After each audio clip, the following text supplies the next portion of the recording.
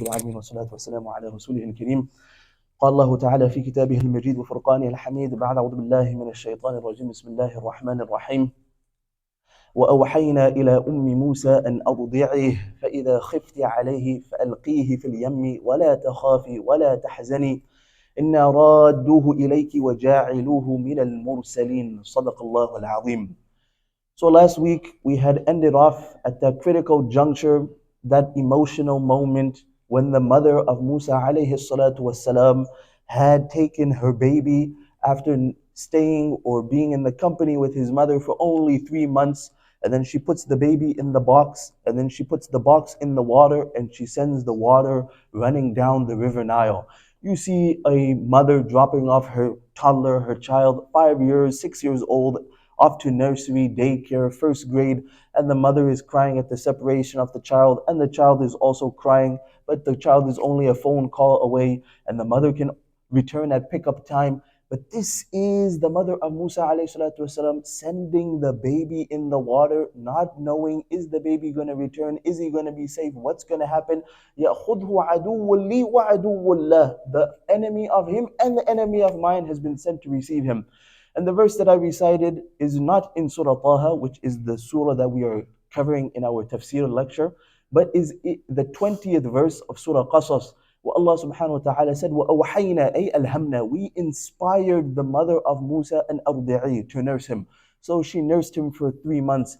فَإِذَا خِفْتِ عَلَيْهِ. Then when she fears or she becomes scared or worryful about the intelligence of the Pharaoh, فَإِذَا خِفْتِ عَلَيْهِ فَأَلْقِيهِ فِي الْيَمِّ وَلَا تَخَافِي وَلَا تَحْزَنِي. Then put him in the box, وَلَا تَحْزَنِي أي غَرْقَهُ وَلَا تَخَافِي فِرَاقَهُ. And put him in the box and do not fear his drowning and do not be anxious at his separation. Do not fear غَرْقَهُ وَلَا تَحْزَنِي فِرَاقَهُ. He's not going to drown and we're going to return him. إِنَّا رَادُّوهُ إِلَيْكَ وَجَاعِلُوهُ مِنَ الْمُرْسَلِينَ. Surely we will return him to you and we will make him from amongst the messengers. I'm just remembering this instance. Imam Qurtubi rahimahullah brings it in his tafsir of the profound linguist of the Arabic language. His name was Ismail. And one day he was walking and he heard this young girl and she was lamenting and she was singing these couplets of poetry. Astaghfirullah li dhanbi kullih. And she was singing these couplets of poetry regarding this illicit relationship that she had committed, and she was now lamenting and thinking about the past and singing these beautiful words of poetry. Inshallah, if we cover Surah Qasas, then we'll dive deeper into that. And Ismail, the linguist, he was hearing this poetry. He said, قَاتَلَكِ اللَّهُ. Wow, ما أفصحك يا فتاة. Wow, how amazing these couplets of poetry are. You are extremely eloquent. He was eloquent already in the Arabic language, and he was hearing these couplets of poetry, and it was being sung, and he was taken aback. He was tantalized. Wow, this is some amazing poetry. She said, Wayhak.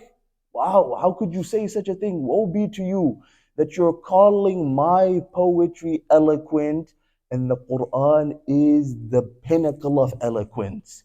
You're saying my poetry is fasih. Look in the Quran and you will find what actual fasaha is. And then she referenced this ayah, وَقَدْ جَمَعَتْ هَذِهِ الْآيَةُ عَلَى وَجَازَتِهَا بَيْنَ نَهْيَيْنِ وَأَمْرَيْنِ وَخَبْرَيْنِ وَبَشَّارَتَيْنِ. She said one verse of the Quran, this verse that I had just recited, and Allah subhanahu wa ta'ala has comprised, despite the comprehensive nature of this verse, بين أمرين, between two orders, ونهيين, two prohibitions, وخبرين, two pieces of information, وبشارتين, and two pieces of glad tidings. This is the eloquence of the Quran.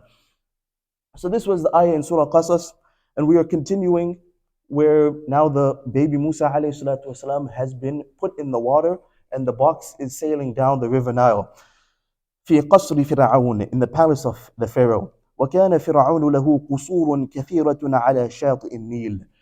And the Pharaoh was ever pumped in his financial support and his financial muscle, and he had many a palace on the bank of the river Nile. Some people have some vacation homes here and some vacation homes in Los Angeles and a winter home in Florida. So the Pharaoh had an abundance of castles and palaces and homes built along the river Nile. You see, the world that we live in is in such turmoil that you have one person who owns 10 rooms, one person who owns 10 rooms, And in another part of the world, you have 10 people in one room. This is how the turmoil of the world is. Someone said it in Urdu, so beautiful. He said, today you find people who don't have the ability, the financial ability to pay for something to cover their body. You find people who don't have the financial muscle who are able to pay for clothes to cover their body. And meanwhile, on the other side of the globe, you have people who are paying thousands of dollars to dress naked. وكان فرعون له قصور كثيرة على شاطئ النيل. He had abundance of homes.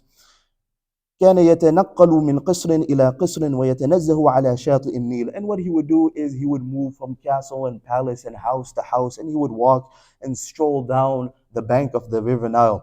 وكان يوما جالسا على شاطئ النيل يتنزه ويرى إلى النهر يجري تحت رجليه. And one day, it just so happened, Sunday stroll, he was sitting on the bank of the river Nile, just dangling his feet in the water, enjoying the breeze, sitting by his castle, and just looking at the water flowing by. وكانت معه ملكة مصر تتنزه مع الملك وترى إلى النيل يجري وبينما يتنزهان إذ وقع بصرهما على صندوق تلعب به أمواج النيل كأنما تقبله. Wow. This is, he said, and Pharaoh was sitting, and his wife, Asya bint Muzahim, radiyallahu anha, the queen of Jannah, she was sitting with her husband, and they were enjoying the breeze of the ocean and watching the waves and the stroll, and they're dangling their feet in the water. وَتَرَى إِلَى النِّيلِ, and they're looking at the water. يَجْرِي وَبَيْنَهُمَا يَتَنَزَّهَانِ إِذْ وَقَعَ بَصَرُهُمَا عَلَى صُندُوقٍ تَلْعَبُ بِهِ أَمْوَاجُ النِّيلِ. And as they're looking in this water, they just see this box that's coming, and it's flowing along the river Nile. كأنما تقبله. It's as if the waves of the river Nile are enveloping this box, or embracing this box, or covering this box. Yes, because Allah subhanahu wa ta'ala had promised the protection of the baby in this box. هل ترى يا سيدي ذلك الصندوق? Oh my husband, do you see this box? هل ترى يا سيدي ذلك الصندوق? Oh my husband, do you see this box?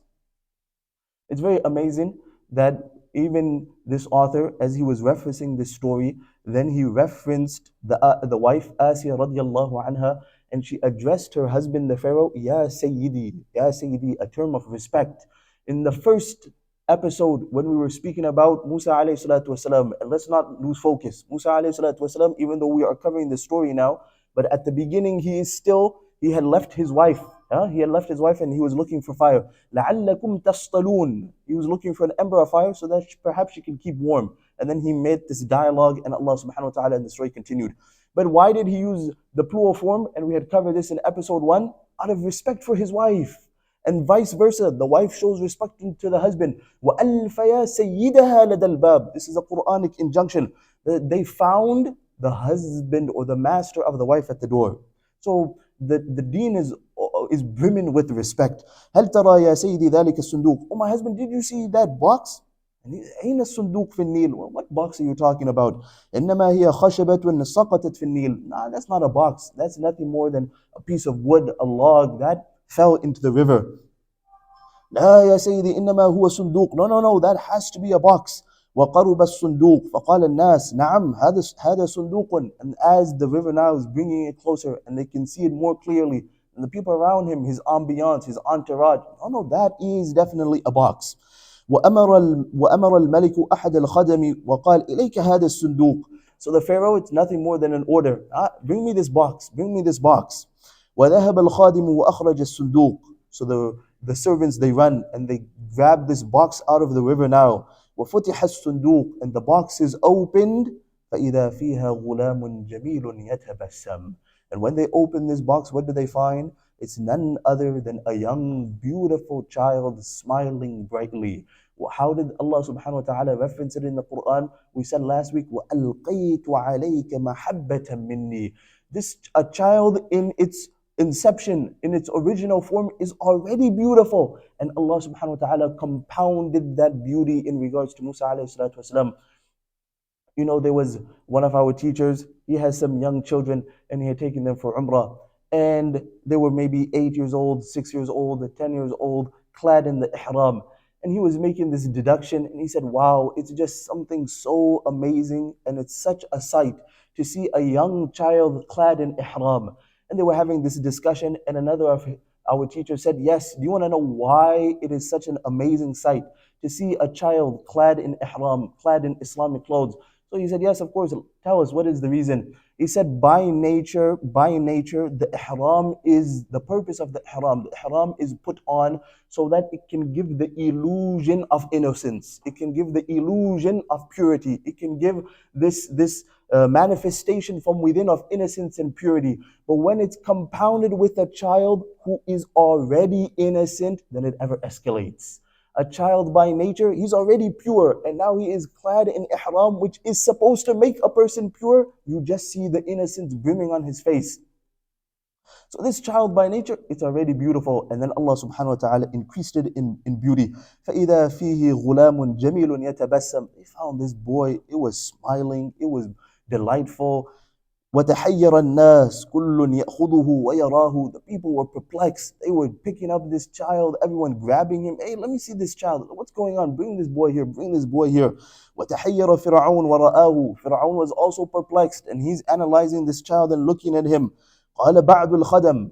And the Pharaoh is thinking to himself, and he's looking at this boy, and it's brimming with beauty. But in the back of his mind, he's still remembering the dream. He's still remembering the dream. And his servants also are remembering the orders of their master. They're looking at this boy. إن هذا الغلام إسرائيلي ولا بد للملك أن يذبحه. Hey, you know this boy, even though he is brimming with beauty, this guy is one of the Israeli child. This is a child from Banu Israel. And king, just to remind you of the dream that you had, وَلَا بُدَّ لِلْمَلِكِ أَن يَذْبَحَهُ. You have to slaughter this child. That was the injunction. This child is meant to be slaughtered. وَرَأَتْهُ الْمَلِكَةُ وَدَخَلَ حُبُّهُ فِي قَلْبِهَا فَضَمَّتْهُ إِلَى صَدْرِهَا وَقَبَّلَتْهُ. And the wife, Asya binti Muzahim radiallahu anha, she had also seen this child. And as the Pharaoh and his ministers are having this discussion, she picks up the child, she embraces the child, she holds the child close, and she begins to kiss the child. وَشَفِعَتْ لَهُ عِنْدَ الْمَلِكِ وَقَالَتْ قُرَّةُ عَيْنٍ لِي وَلَكْ لَا تَقْتُلُوهُ. And then she intercedes on behalf of this child, and she said, perhaps قُرَّةُ عَيْنٍ لِي وَلَكْ. It could be the coolness of your eyes and my eyes. قُرَّةُ عَيْنٍ لِي وَلَكْ لَا تَقْتُلُوهُ. Don't assassinate the child. عَسَىٰ إِن يَنْفَعَنَا أَوْ نَتَّخِذَهُ وَلَدًا. Perhaps we can adopt him. We can take him as a child. And the Mufassirun write that at this juncture, Asya radiallahu anha and her husband, the Pharaoh, they did not have any children. They did not have any children. What did Allah subhanahu wa ta'ala say in the Quran? يَهَبُ لِمَن يَشَاءُ إِنَاثًا وَيَهَبُ لِمَن يَشَاءُ الذُّكُورَ أَوْ يُزَوِّجُهُ ذُكْرَانًا وَإِنَاثًا وَيَجْعَلُ مَن يَشَاءُ عَقِيمًا. A child, that is the gift from Allah subhanahu wa ta'ala. Some people, He gives them the gift of a daughter, some of them He gives them the gift of a son, and some of them Allah subhanahu wa ta'ala didn't give them the bestowment of a child, and that is their test. So Asya radiallahu anha, queen of Jannah, she did not have any children. عَسَىٰ أَن يَنْفَعَنَا أَوْ نَتَّخِذَهُ وَلَدًا. Perhaps we can benefit from this child, or we can take him as our own son. The Mufassirun, Jazahumullahu anna khair al-jaza. Allah subhanahu wa ta'ala reward the Mufassirun in abundance, in abundance. They did not leave any single iota of the Quran left unpacked. They unpacked every single verse. So the wife of the Pharaoh has picked up this child, and she's saying, perhaps this child can benefit us. Perhaps this child can benefit us. The Mufassirun write, from the inception, from the get-go, the minute she saw the baby Musa alayhi salatu wasalam, she said, yeah, maybe this baby can benefit us. And it was because of this statement that eventually led to the prophethood of Musa alayhi salatu wasalam, which led to her becoming a Muslim. And because of that Islam and her submission and her steadfastness, she ended up with a castle next to Allah subhanahu wa ta'ala in the hereafter. And the Fir'aun did not have this inclination and did not have this perception that the baby can benefit us. So he did not benefit, and he did not become from those who have tawheed. عَسَىٰ أَن يَنْفَعَنَا. Perhaps this child can benefit us. And what bigger benefit could there be in her having tawheed and the oneness of Allah subhanahu wa ta'ala. وهكذا دخل موسى بن عمران قصر فرعون وعاش على رغم فرعون وشرطته. And like this, like the plan of Allah subhanahu wa ta'ala, Musa, the son of Imran, entered into the castle of Fir'aun, and he lived in the castle of Fir'aun despite the intelligence of the Pharaoh trying to assassinate such a child. ولم يهتد الشرطة إلى هذا المولود الإسرائيلي ولهم عيون الغراب وشامة النمل. وأراد الله أن يربي فرعون عدو الأطفال طفلا يذهب ملكه على يده. And Allah subhanahu wa ta'ala, in His ultimate wisdom, in His ultimate plan, He made it so that the enemy, عدو الأطفال, the enemy to the children, is now the one who is going to nurture and nourish the very child whose kingdom is going to be taken at his hands. Miskinun Fir'aun, miskinun, wow, wretched Pharaoh, poor Pharaoh, shame Pharaoh. لقد أخطأ في شأن موسى. Surely he erred and he made big blunders and mistakes in the matter of Musa alayhi salatu wasalam. وقد أخطأ معه وزيره هامان وجنوده. He made mistakes, his ministers made mistakes, Haman made mistakes, his cabinet made mistakes, they made big blunders. And what's very amazing about this book is at the end of each chapter, the author, then he brings an ayah that it has to do with the story that he's mentioning, or the portion of the story that he's mentioning. فالتقطه آل فرعون ليكون لهم عدوا وحزنا إن فرعون وهامان وجنودهما كانوا خاطئين. فالتقطه آل فرعون, the family of the Pharaoh, they picked him up. فالتقطه آل فرعون, the family of the Pharaoh, they picked him up. Previously, in one of our other surahs, we had done this word, فَلْتَقَطَهُ. If anyone can tell me where we did this same word.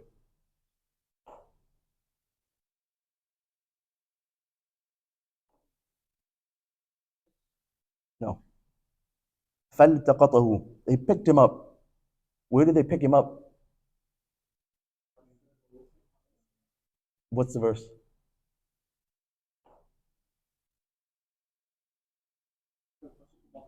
يا قال قائل منهم لا تقتلوا. No, قال قائل منهم لا تقتلوا يوسف والقوه في غيابة الجب يلتقطه بعض السيارة. يلتقطه. Perhaps some travelers can come and pick him up. And I did very extensive on this word. I said the word لقطة and لقيط, it shows that it's a small child. فالتقطه آل فرعون. If you pay attention in one class, you'll be able to understand a lot of the Quran. فالتقطه آل فرعون, the family of the Pharaoh picked him up. ليكون لهم عدوا وحزنا.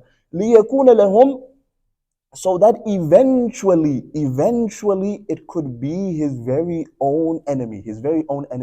In Arabic, you have two different lams. You have lam which is referred to as lam wa'illa. This is the lam that shows the reason.